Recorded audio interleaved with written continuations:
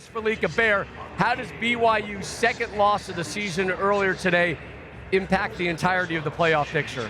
Well, it brings into the forefront the situation that people have been talking about for a couple of weeks, and really this week, that BYU was right in between Notre Dame and Miami in the college football playoff standings.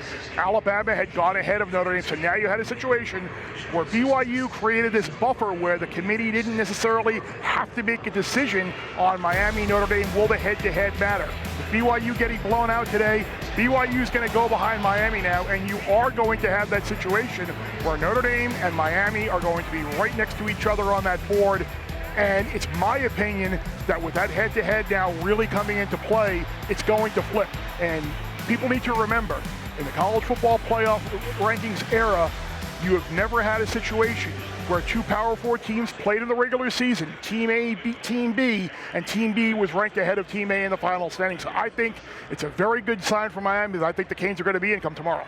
And we're going to talk to your head coach, Mario Cristobal, live in a couple of moments. The season's final college football playoff rankings and bracket released tomorrow. What do you expect to see in it, particularly with those final spots? Well, I think you have to address a few things that the committee has to take into account. Is that, are they going to penalize teams who have played in a conference championship game? We've only had 1 year of the expanded playoff.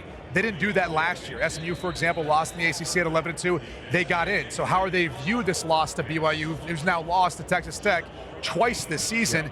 And then Bama, who's down right now versus Georgia and getting beat pretty soundly. Yep. They're going to have 3 losses. We haven't seen a non-conference champ winner get in with 3 losses, so does Bama stay in? Should they get dinged? Well, yeah, I personally don't feel like Bama's one of the top teams that should be playing for a playoff, but I think the greater thing is when you listen to Bear talk about the buffer, I'm not a believer in that for this reason. If you want to compare head-to-head, you've had the entire season to do that. These two teams played week 1. Yeah. So why are we all of a sudden just now saying, well, they're right next to each other, now we can compare them? Right. We've had the entire season to do that. It's ridiculous. Right, but in my opinion, Notre Dame and Miami fans, everything is going exactly how you would want it to go. True. BYU gets blown out. Bama's getting beat handily right now. I think with a third loss and a double-digit loss from Alabama, I think they get pushed out of the college football playoff, and Notre Dame and Miami both get in. Which they're two of the better teams. And just to bring it back here to Indianapolis, the winner of this game will be your #1 seed. Hey, thanks for watching. If you enjoy that clip, make sure you click subscribe somewhere down here. From game highlights to exclusive interviews and rankings, we've got everything you need as a college football fan right here. College football on Fox.